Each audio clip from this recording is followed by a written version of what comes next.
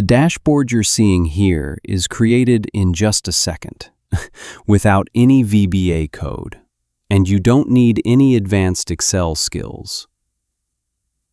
Here you can see the total transactions, along with the complete history from your Excel sheet. It includes multiple KPI cards with formulas, revenue and profit charts that look very professional, revenue share by region, revenue by category, and much more. Now, let's see how you can create this. Go to the website. If you need the link, just comment "website" and I'll share it with you. Now, upload your Excel sheet. Just make sure your data follows the predefined column structure. If everything matches, simply click Review Import. You'll see a preview of your data as an example. Just click Import into Dashboard. That's it. Your dashboard is ready.